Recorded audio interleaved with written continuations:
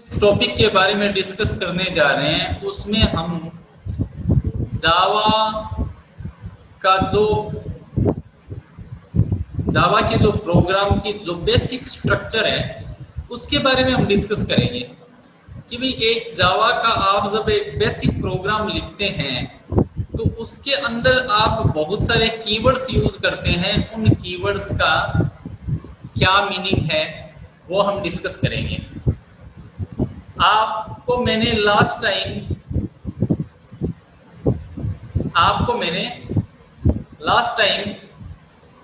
जावा का एक प्रोग्राम बना करके उसको रन करवा कर बताया था या नहीं बताया था?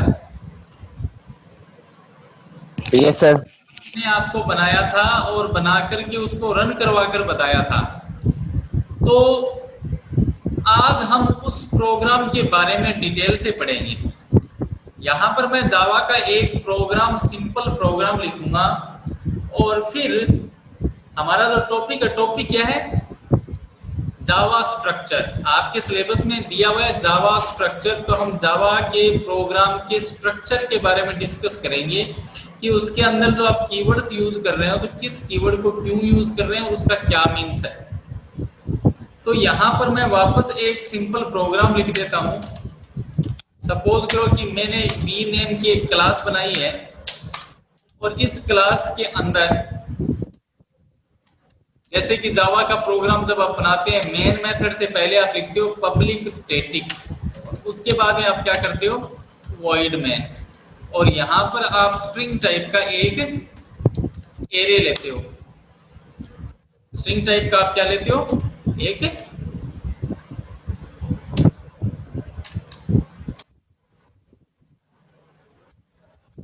एरे लेते हो।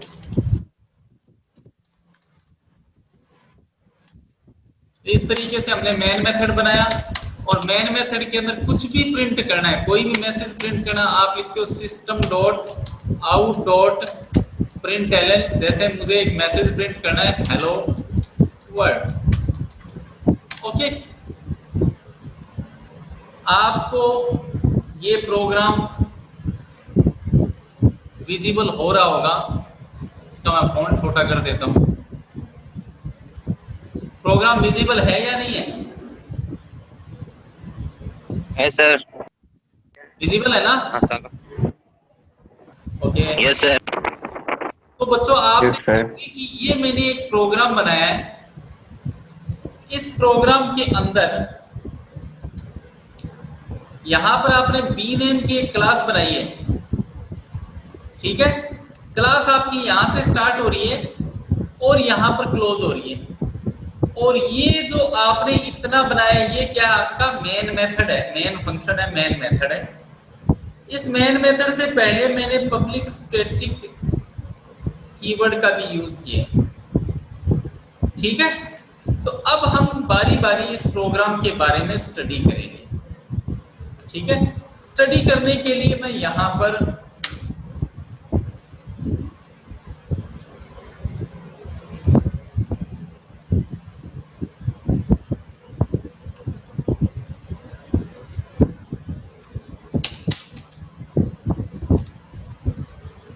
बच्चों मैंने एक एक चीज के बारे में क्लियर करने की प्रयास किया है। सबसे पहले आप देख रहे हो कि सबसे पहले आपको क्या दिखाई दे रहा है? पब्लिक कीवर्ड दिखाई दे रहा है ना, public keyword. Yes sir. Yes sir. सबसे पहले आपको दिखाई दे रहा है क्लास। तो सबसे पहले ये देखिए कि यहाँ पर जो क्लास कीवर्ड यूज किया वो किस लिए यूज किया? Class keyword is used to declare a class in Java. Java के अंदर क्लास कीवर्ड का यूज क्यों करते हैं? To declare a class in Java. Java के अंदर क्लास को डिक्लेयर करने के लिए हम क्लास कीवर्ड का यूज करते हैं। अच्छा, क्लास कीवर्ड का यूज हो गया और हमने जावा के अंदर एक क्लास डिक्लेयर कर दी, किस नाम से? बी नेम से, और इस क्लास को स्टार्ट किया और यहाँ पर बंद कर दिया। C++ में लास्ट में सेमीकोलन लगा देते हैं, यहाँ सेमीकोलन नहीं लगता क्लास के एंड में। अच्छा, उसके बाद में जब आप क्लास स्टार्ट कर दी और क्लास के अंदर आए तो सबसे पहला कीवर्ड मिला आपको पब्लिक। तो पब्लिक के बारे में अगर हम डिस्कस करें तो पब्लिक क्या है? पब्लिक एक कीवर्ड है और इस कीवर्ड को हम क्या कह सकते हैं? एक्सेस मॉडिफायर कह सकते हैं। तो यहां पर क्या है कि public keyword is an access modifier. Public एक कीवर्ड है जिसको हम क्या कह रहे हैं? एक्सेस मॉडिफायर है, एक्सेस मॉडिफायर कह रहे हैं। अब ये एक्सेस मॉडिफायर क्या करता है? Which represent the visibility. देखो जावा के अंदर कई तरीके के कीवर्ड यूज होंगे, पब्लिक, प्राइवेट, प्रोटेक्टेड, ये नेम तो आपने C++ के अंदर भी सुने होंगे कि पब्लिक कीवर्ड जो है ना वो क्या है? एक एक्सेस मॉडिफायर है जो विजिबिलिटी को रिप्रेजेंट करता है। जो किसको रिप्रेजेंट करता है? विजिबिलिटी को रिप्रेजेंट करता है। इसका मतलब क्या हुआ? It means it is visible to all. इसका मतलब ये हुआ कि अगर आपने पब्लिक कीवर्ड का यूज किया जो कि एक एक्सेस मॉडिफायर है, जो कि एक विजिबिलिटी को रिप्रेजेंट करता है, अगर आपने पब्लिक कीवर्ड यूज किया तो इसका मीन्स हो गया विजिबल टू ऑल। मतलब आप सबको विजिबल, मतलब सबको शो करवाना चाहते हैं, सबको शो करवाना चाहते हैं। किसको शो करवाना चाहते हैं? आपने ये पब्लिक किसके लिए यूज किए? ये पब्लिक यूज किए मेन मेथड के लिए। ये पब्लिक किसके लिए यूज किया आपने? मेन मेथड के लिए। आप ये चाह रहे हैं कि ये मेन मेथड जो है वो सबको विजिबल हो, सबको दिखाई दे, इसीलिए हमने मेन मेथड को क्या बनाया है? पब्लिक बनाया है। इसीलिए हमने मेन मेथड को क्या बनाया है? पब्लिक बनाया है। अब आगे की अगर हम बात करें, पब्लिक क्लियर हो गया कि पब्लिक कीवर्ड क्यों यूज किया? ताकि मेन मेथड सबको विजिबल हो जाए, इसीलिए हमने मेन मेथड को क्या बनाया है? पब्लिक बनाया है। उसके बाद में देखो, पब्लिक के बाद में अगला कीवर्ड है स्टैटिक। आपने मेन मेथड को पब्लिक के साथ साथ क्या बनाया है? स्टैटिक बनाया है। अगर आपने C++ में ढंग से अगर थोड़ा सा पढ़ा है तो मैंने एक फंक्शन करवाया था, स्टैटिक फंक्शन, और उसमें यह बताया था कि स्टैटिक फंक्शन ऐसे फंक्शन होते हैं जिनको हम बिना ऑब्जेक्ट क्रिएट किए कॉल कर सकते हैं। मैंने क्या बताया था? Static function is a special type of function which can be called without creating the object of a class। हम बिना ऑब्जेक्ट का यूज किए, बिना क्लास का ऑब्जेक्ट बनाए, हम किसी फंक्शन को अगर कॉल करना चाहते हैं, किसी मेथड को अगर कॉल करना चाहते हैं, तो उसको हमें क्या बना देना चाहिए? स्टैटिक बना देना चाहिए। तो यहाँ पर देखो हमने क्या मेंशन किया है कि स्टैटिक क्या है? एक कीवर्ड है। स्टैटिक क्या है? एक कीवर्ड है। अब आपने कहा if we declare any method as static, अगर आप किसी मेथड या मैं बोलूं फंक्शन, अगर आप किसी मेथड या फंक्शन को स्टैटिक बना देते हैं तो इससे होगा क्या? अगर आप किसी मेथड या फंक्शन को क्या बना देते हैं? स्टैटिक बना देते हैं, तो इससे क्या कहेंगे? It is known as the static method. तो मैंने यहां पर क्या बताया कि स्टैटिक एक कीवर्ड है, और अगर आप किसी मेथड के साथ स्टैटिक कीवर्ड का यूज करते हैं तो उस मेथड को हम क्या कहेंगे? स्टैटिक मेथड कहेंगे। अब आगे मैंने ये बताने का प्रयास किया है कि भाई मेथड को हम स्टैटिक क्यों बनाते हैं और उसका क्या एडवांटेज है। जैसे कि मैंने इसको बताने से पहले ही बात क्लियर कर दी थी कि स्टैटिक फंक्शन या स्टैटिक मेथड वो मेथड होते हैं जिनको बिना ऑब्जेक्ट क्रिएट किए हम कॉल कर सकते हैं। तो यहाँ पर मैंने मेन मेथड को स्टैटिक बनाया। क्यों बनाया इसके बारे में आगे लिखा है कि the core advantage of the static method. अब इसका कोर एडवांटेज क्या है? Is that there is no need to create an object to invoke the static method. जैसे कि मैं पहले ही बता चुका हूं कि मेन मेथड को मैंने स्टैटिक बनाया है, और स्टैटिक मेथड अगर आप किसी को बना देते हैं तो उसका बेनिफिट क्या हो जाता है? उसका बेनिफिट ये हो जाता है कि हम उस मेथड को बिना ऑब्जेक्ट बनाए कॉल कर सकते हैं। इन्वोक का मतलब है कॉल करना। स्टैटिक मेथड अगर आपने किसी मेथड को बना दिया तो हम उसको बिना ऑब्जेक्ट बनाए कॉल कर सकते हैं। इसका मतलब ये हुआ कि मैं जावा के अंदर जब मेन के साथ मैंने स्टैटिक कीवर्ड यूज किया है, इसका मतलब ये हुआ कि मैं मेन मेथड को बिना ऑब्जेक्ट क्रिएट किए कॉल करना चाहता हूं। मतलब मैं ऑब्जेक्ट नहीं बनाना चाहता और मेन मेथड को कॉल करना चाहता हूं। नॉर्मली क्या होता है कि अगर आपने एक क्लास बनाई और उस क्लास के अंदर अगर आपने स्टैटिक मेथड ले रखा है, तो उस क्लास के उस स्टैटिक मेथड को कॉल करने के लिए आपको ऑब्जेक्ट बनाने की जरूरत नहीं है, आप डायरेक्ट उस फंक्शन का नाम लेकर के उसको कॉल कर सकते हैं। ठीक उसी तरीके से मैंने मेन मेथड को क्या बनाया है, स्टैटिक बनाया है। वो इसलिए बनाया है कि जब मैंने मेन मेथड को स्टैटिक बना दिया तो मुझे ऑब्जेक्ट क्रिएट करने की, मतलब इस फंक्शन को कॉल करने के लिए, इस मेथड को कॉल करने के लिए मुझे ऑब्जेक्ट क्रिएट करने की रिक्वायरमेंट नहीं है। ये स्टैटिक मैंने इसलिए बनाया, क्यों बनाया, अब ध्यान से सुने। The main method is executed by JVM. अगली लाइन में क्या लिखा हुआ है कि मेन मेथड को एग्जीक्यूट कौन करता है, आप तो कॉल करने नहीं हो, क्योंकि मेन मेथड जो जावा के प्रोग्राम का एंट्री पॉइंट होता है। मेन मेथड क्या है, जावा के प्रोग्राम का एंट्री पॉइंट है और ये ऑटोमेटिकली कॉल होता है। ऑटोमेटिकली कॉल होने का मींस ये है हम इसको कॉल नहीं करते, ये एंट्री पॉइंट है जावा के प्रोग्राम का, जिसको कौन एग्जीक्यूट करता है, जेवीएम, जावा वर्चुअल मशीन। मेन मेथड को कौन एग्जीक्यूट करता है, जावा वर्चुअल मशीन। तो चूंकि मेन मेथड को जावा वर्चुअल मशीन एग्जीक्यूट करती है, तो आगे मैंने क्या लिखा, so it does not require to create an object to invoke the main method. क्या लिखा है कि मेन मेथड को जेवीएम एग्जीक्यूट करता है, जावा वर्चुअल मशीन एग्जीक्यूट करता है। इसलिए जावा वर्चुअल मशीन चूंकि ऑटोमेटिकली इंटरनली काम करेगा मेन मेथड को एग्जीक्यूट करने के लिए, तो जेवीएम को ऑब्जेक्ट बनाने की रिक्वायरमेंट ना पड़े इस मेन मेथड को कॉल करने के लिए, इसलिए इसको क्या बनाते हैं, स्टैटिक मेथड। चूंकि मेन मेथड जेवीएम के द्वारा कॉल होता है और मेथड को कॉल करने के लिए चूंकि ऑब्जेक्ट बनाना पड़ता है, इसलिए हमने उसको क्या बना दिया, स्टैटिक बना दिया, ताकि जेवीएम इसको ऑटोमेटिकली डायरेक्ट कॉल कर ले बिना ऑब्जेक्ट क्रिएट किए। क्लियर है, यस और नो? Yes sir. अच्छा, अब किसी मेथड को अगर आपने स्टैटिक बना दिया तो अब उसको कॉल करने के लिए आपको ऑब्जेक्ट नहीं बनाना पड़ेगा। अगर आप ऑब्जेक्ट नहीं बनाओगे तो ऑब्जेक्ट बनाने से क्या होता है, वो ऑब्जेक्ट मेमोरी में स्पेस लेता है। आपने अगर ऑब्जेक्ट नहीं बनाया तो इससे एक फायदा क्या हुआ, इट सेव्स मेमोरी। इससे मेमोरी क्या होगी, सेव होगी, मेमोरी बचेगी। क्योंकि जब आप मेन मेथड को कॉल करने के लिए ऑब्जेक्ट बनाने की रिक्वायरमेंट नहीं पड़ेगी, तो ऑब्जेक्ट जब नहीं बनेगा तो मेमोरी क्या होगी, सेव होगी, मेमोरी बचेगी। उसके बाद में आगे क्या दिया हुआ है, वॉइड। मेन मेथड से पहले हमने क्या ले रखा है, वॉइड। वॉइड के बारे में आप जानते होंगे कि वॉइड क्या है, एक रिटर्न टाइप है।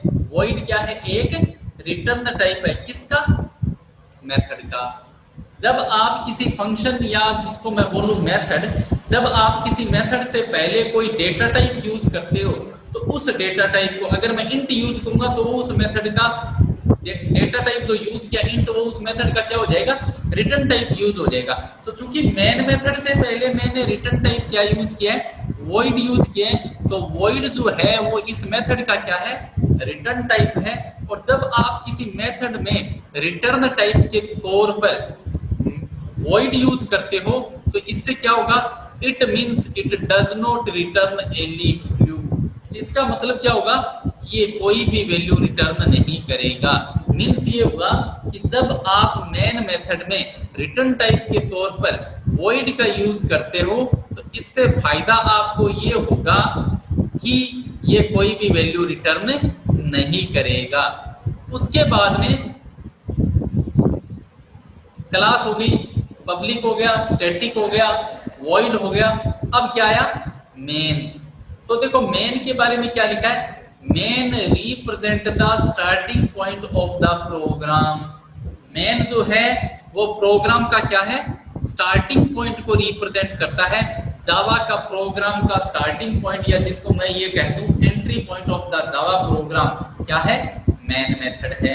मेन मेथड जावा के प्रोग्राम का स्टार्टिंग पॉइंट या एंट्री पॉइंट हम कह सकते हैं। यहाँ तक तो ठीक है, लेकिन आपने मेन मेथड के अंदर एक चीज यूज कर रखी है, स्ट्रिंग। देखो बच्चों, मैंने आपको एरे के बारे में बताया था। जैसे मान लो अगर मैं ऐसे लिखूं इंट x और फिर इस तरीके से मैं मेंशन कर दूं और इसका साइज दे दूं 10, इसका मतलब ये हुआ कि मैंने एक इंटीजर टाइप का एरे लिया है, एरे वेरिएबल लिया जिसका नाम है x, जिसका साइज क्या है 10। इसका मतलब मैं इंटीजर, इस वेरिएबल के अंदर इंटीजर टाइप की कितनी वैल्यू स्टोर करवा सकता हूँ? 10 है। यहां से हटा दिया तो इसका मतलब भी क्या हुआ कि मैंने एक एरे डिक्लेयर किया जो किस टाइप का? इंटीजर टाइप का। यहाँ पर देखो इंटीजर की जगह मैंने क्या ले लिया? स्ट्रिंग ले लिया। यहाँ पर इंटीजर की जगह मैंने क्या ले लिया? स्ट्रिंग। इसका मतलब ये हुआ मेन मेथड के अंदर मैंने एक एरे लिया है और वो एरे किस टाइप का है? स्ट्रिंग टाइप का। अच्छा, अब ये एरे क्यों लेते हैं? यहाँ पर ध्यान से सुने।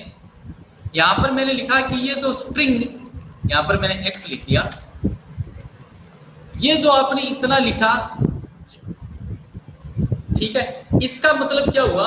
अब एक चीज और ध्यान दें, आप ये जो ब्रैकेट है ना, आप इसको स्ट्रिंग डेटा टाइप के जस्ट बाद में भी लिख दो चाहे पहले लिख दो। मतलब ये हुआ कि आप चाहो तो यहां पर भी लिख सकते हो और आप चाहो तो इसको यहां पर लिख दो, सेम ही बात है। हाँ, तो मैंने ये जो लिखा है स्ट्रिंग टाइप का जो एरे लिया, इसका मतलब क्या है? इसका मतलब ये समझे आप, it's used for command line argument.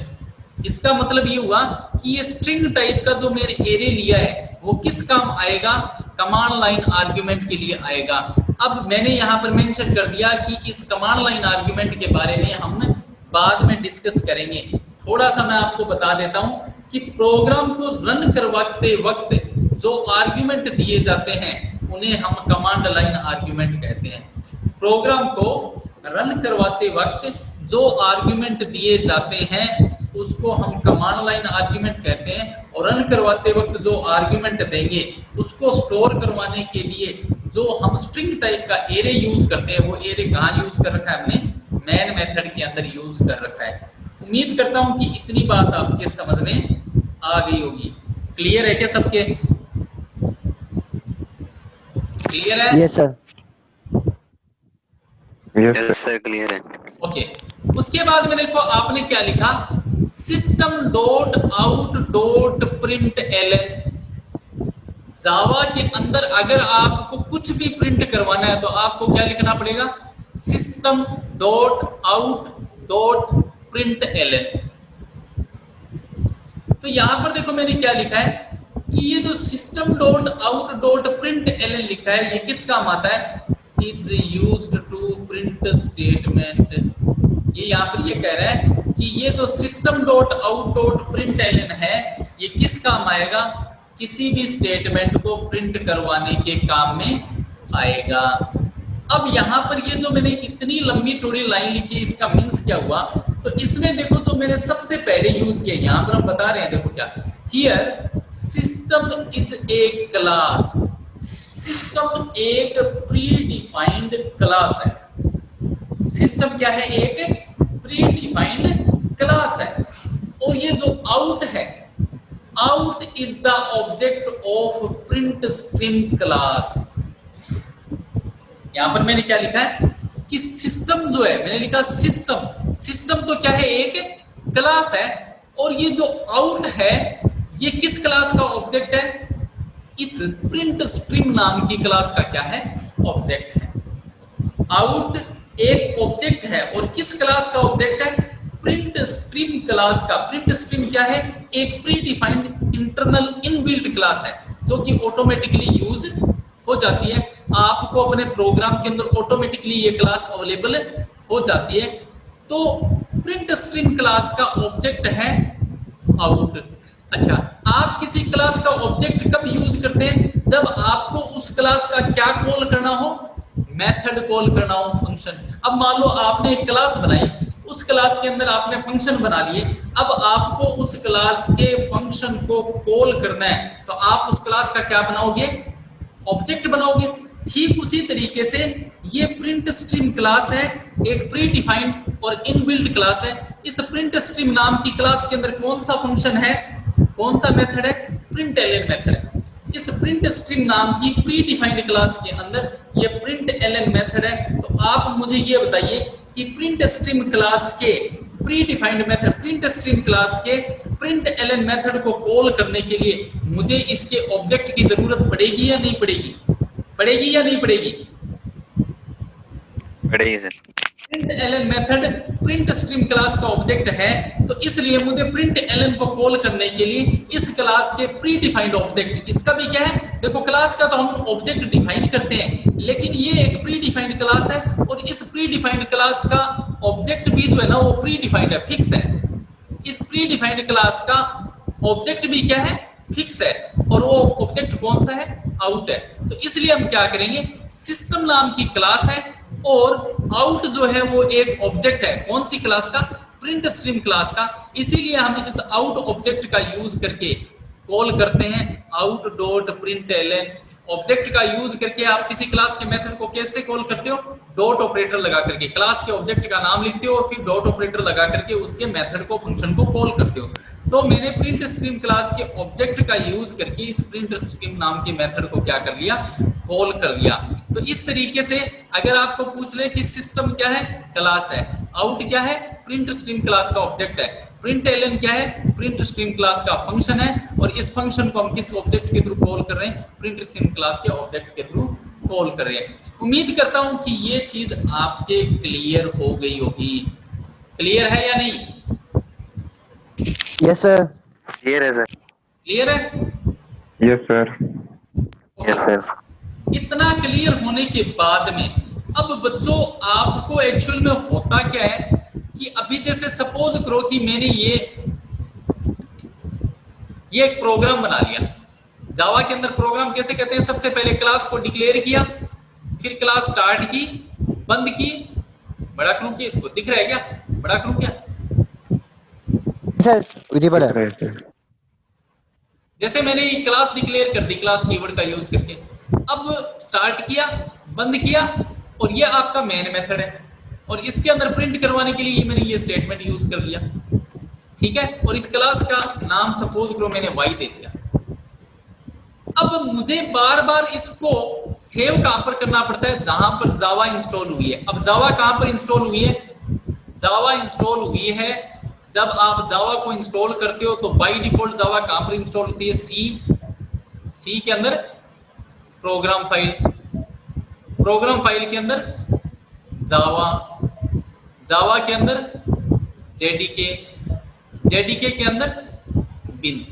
मतलब नॉर्मली जब भी आप कोई जावा के अंदर जावा को इंस्टॉल करते हो तो आपकी जावा कहां पर इंस्टॉल होती है, सी के अंदर प्रोग्राम फाइल, ये पाथ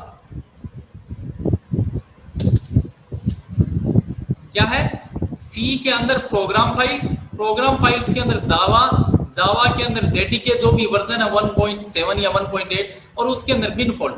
यहां पर जाकर के आपका जावा का प्रोग्राम क्या होता है, सेव होता है।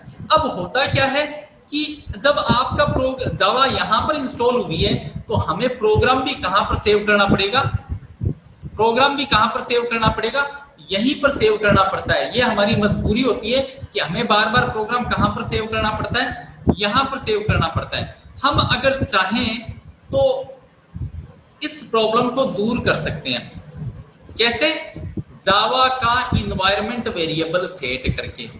हमें बार बार प्रोग्राम कहां पर सेव करना पड़ेगा, यहां पर सेव करना पड़ेगा, और फिर कंपाइल करेंगे तो भी हमें कहां से कंपाइल करना पड़ेगा, यहां से। जैसे एग्जांपल के तौर पर अभी मान लो मैंने इसको यहां से हटा दिया, अभी मान लो मुझे इसको सेव करना है, क्लास का नेम क्या है y, तो इसको सेव करूंगा तो कैसे होगा,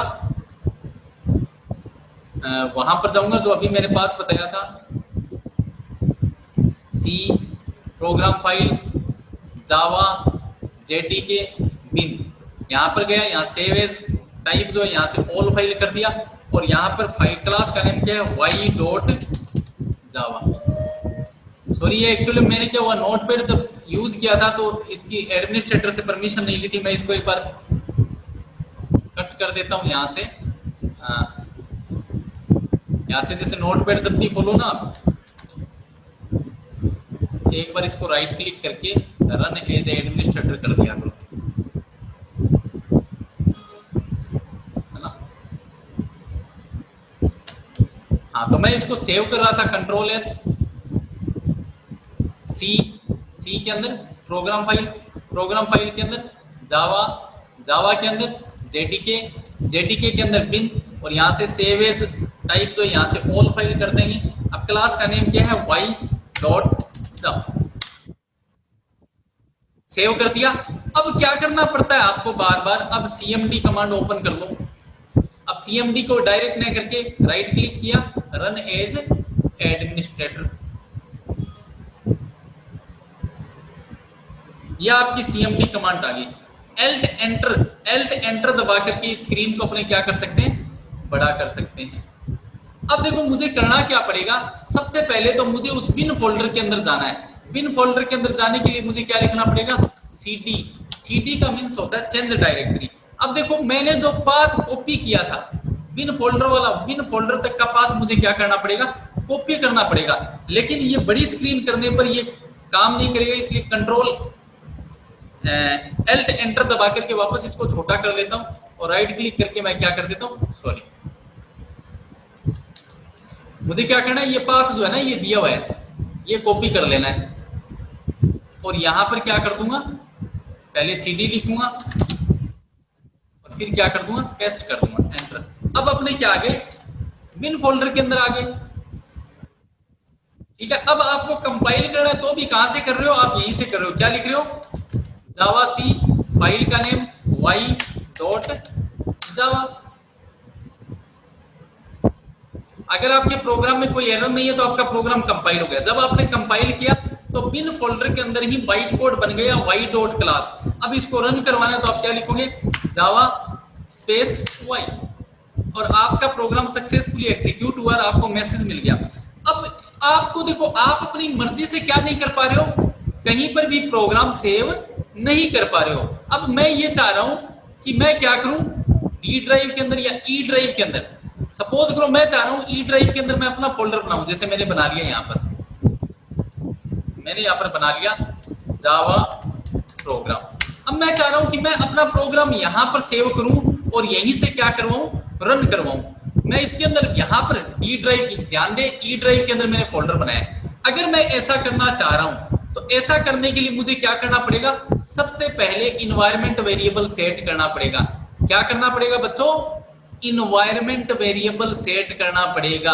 अब ये इन्वायरमेंट वेरिएबल कैसे सेट होता है, क्यों करना चाह रहा हूं, मैं अपनी मर्जी से प्रोग्राम कहीं पर भी सेव करना चाह रहा हूं, कहीं से भी रन करवाना चाह रहा हूं। इन्वायरमेंट वेरिएबल कैसे सेट होगा, ध्यान से सुने। सबसे पहले आपको माई कंप्यूटर का आइकन सेलेक्ट करना है, इस पर राइट क्लिक करना है।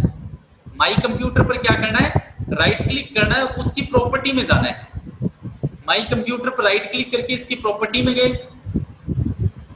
प्रॉपर्टी पर क्लिक करते ही यहां पर सबसे पहले नीचे ऑप्शन दिया गया advance system setting. Advance system setting पर क्लिक कर दूंगा। एडवांस सिस्टम सेटिंग पर क्लिक करने पर नीचे नीचे आएगा इन्वायरमेंट वेरिएबल, नीचे नीचे क्या है, इन्वायरमेंट वेरिएबल। इस पर क्लिक करूंगा। इस पर क्लिक करते ही देखो सबसे ऊपर वाला जो पोर्शन है यूजर वेरिएबल 4, ये जो दिया हुआ है, इसमें न्यू पर क्लिक करूंगा। किस पर क्लिक करूंगा, न्यू पर क्लिक करूंगा। न्यू पर क्लिक करते ही आपके पास दो इन्फॉर्मेशन है, एक तो वेरिएबल का नेम और एक वेरिएबल की वैल्यू। तो वेरिएबल के नेम में आपको टाइप कर देना है PATH, पाथ।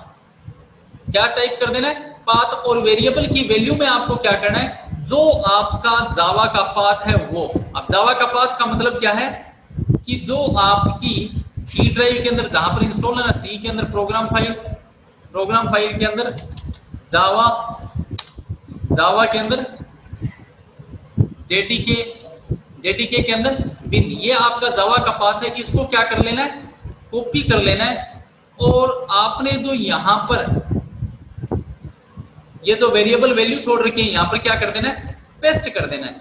और पेस्ट करके ओके कर दिया और ओके कर दिया, और ओके कर दिया। अब आपका जो जावा का जो इन्वायरमेंट वेरिएबल है वो क्या हो चुका है, सेट हो चुका है। अब आपको सपोज करो यही प्रोग्राम, ठीक है, मैं एक काम करता हूं, इसको एक बार बंद कर देता हूं, दूसरा प्रोग्राम इसी को वापस नोटपैड ओपन किया मैंने,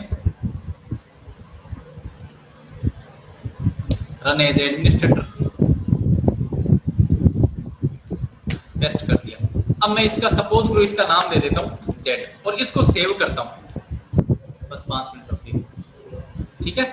अब मैं क्या कर रहा हूँ, जैसे मैंने प्रोग्राम कहाँ पर सेव करना है मुझे, ई ड्राइव के अंदर। मैंने ई ड्राइव ओपन किया और ये रहा अपना फोल्डर बनाया हुआ जावा प्रोग्राम। इसके अंदर मैंने क्या किया, इसको ओपन किया, सेव एज टाइप से ऑल फाइल किया और यहाँ पर क्लास का नेम क्या है, z.java। मैंने इसको क्या कर दिया, सेव कर दिया, ठीक है। एक बार cmd को बंद कर देता हूँ, दोबारा cmd को ओपन कर लेता हूँ, रन एज एडमिनिस्ट्रेटर, ठीक है। अब देखो यहां पर मेरे पास जो पाथ आ रहा है वो क्या आ रहा है, वो आ रहा है सी ड्राइव का। वो पाथ किसका रहा है, सी के अंदर विंडोज सिस्टम 32। तो मुझे डी ड्राइव के अंदर जाना है, तो कुछ नहीं करना, ड्राइव का नाम लिखो डी और फिर क्या लगा दो, कोलन। ड्राइव का नाम लिखो, जिस ड्राइव के अंदर जाना है कोलन लगा दो, एंटर करते हैं। आप देख रहे हो कि आप कहां पहुंच गए, डी ड्राइव के अंदर पहुंच गए। अब आपको डी ड्राइव के अंदर किसके अंदर जाना है, जावा प्रोग्राम नाम के फोल्डर के अंदर। तो आपने लिखा चेंज डायरेक्टरी cd और यहां पर लिख दोगे जिस फोल्डर के अंदर आपको जाना है, सॉरी वो डी ड्राइव नहीं थी, वो कौन सी ड्राइव थी, ई ड्राइव। तो इसलिए आप क्या करो, ई ड्राइव के अंदर चले गए। अब आपको ई ड्राइव के अंदर किस फोल्डर के अंदर जाना है, जिसके अंदर आपने प्रोग्राम सेव कर रखा है, किसके अंदर, जावा प्रोग्राम। चले गए। अब आपको क्या करना है, उस प्रोग्राम को, इस फोल्डर के अंदर जो प्रोग्राम पड़ा है उसको कंपाइल करना है। क्या लिखेंगे, जावा सी, फाइल का नेम क्या है, z.java। अगर आपके प्रोग्राम में कोई एरर नहीं है तो आपका प्रोग्राम सक्सेसफुली कंपाइल हो चुका है। कंपाइल होने से उस जावा प्रोग्राम नाम के फोल्डर के अंदर java.class फाइल बन गई। अब आपको रन करवाना है तो जावा और स्पेस देकर सिर्फ फाइल का नाम लिख देंगे z। आपका प्रोग्राम सक्सेसफुली रन हो गया और आप देख रहे हो कि आपको क्या दिखाई दे रहा है, हेलो वर्ल्ड ऑप्शन आउटपुट दिखाई दे रहा है। उम्मीद करता हूं कि ये इन्वायरमेंट वेरिएबल सेट करना और जावा के प्रोग्राम की स्ट्रक्चर आपके समझ में आ गई होगी। कल हम इसके बारे में और डिटेल से डिस्कशन करेंगे और अगले टॉपिक के बारे में डिस्कस करेंगे, ठीक है। Okay sir. ओके बेटा, thank you. Yes, sir. Okay, sir.